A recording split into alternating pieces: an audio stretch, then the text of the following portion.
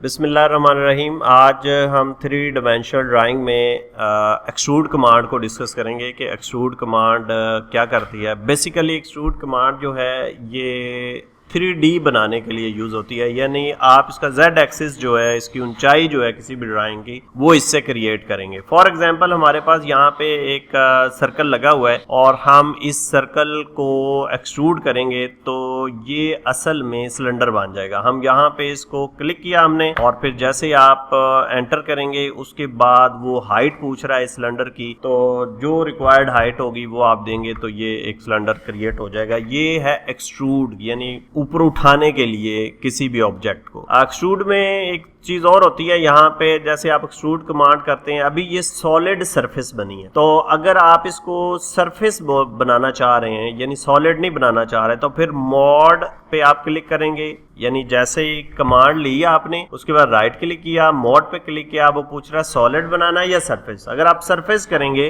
तो फिर ये सरफेस को एक्सट्रूड करेगा। यहाँ पे देखें मैंने क्लिक किया, एंटर, उसके बाद देखें यानी ये उसने सरफेस जो है, जो सतह है उसकी, उसको इसने एक्सट्रूड किया। तो ये भी ऑप्शन आपको पता होना चाहिए। फिर उसके बाद अभी मैं कंट्रोल Z करता हूँ, यहाँ पे हम एक्सट्रूड कमांड यहाँ पे लेते हैं और अब मैंने यहाँ पे इस सर्कल को सिलेक्ट किया, एंटर किया, उसके बाद राइट क्लिक करेंगे तो यहाँ पे हमारे पास कुछ ऑप्शन है, जैसे डायरेक्शन है, पाथ है, टेपर एंगल है, एक्सप्रेशन है। इसको हम अब डिस्कस कर लेते हैं।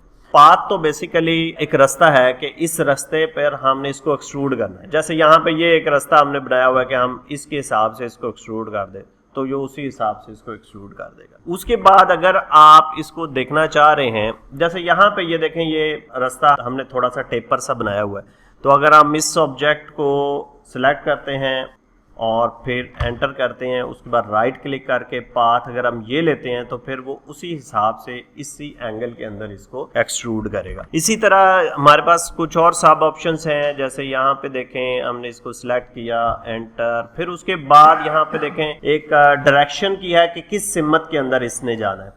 उसके बाद टेपर एंगल की एक ऑप्शन है और एक एक्सप्रेशन की है। एक्सप्रेशन तो ये होता है कि अगर आपने कोई जमा ज़रब तकसीम करके एक वैल्यू निकाली हुई है, वो आप डालना चाह रहे हैं, तो फिर आप एक्सप्रेशंस की तरफ जाएंगे। टेपर की तरफ आप एंगल देंगे, जैसे यहाँ पे देखें उसने कहा कि ये मैंने एक्सट्रूड करना है, लेकिन इसका एंगल क्या आपने देना। चलिए हम इसको 20 डिग्री एंगल दे देते हैं और फिर उसके बाद अब ये एक्सट्रूजन हाइट पूछ रहा है कि क्या देनी है। अब वो सिलेंडर नहीं, अब उसने 20 डिग्री टेपर करके ऊपर वाली हाइट जो है वो लेगा, यानी नीचे ये और टेपर करता करता उसने ऊपर की तरफ आ गया।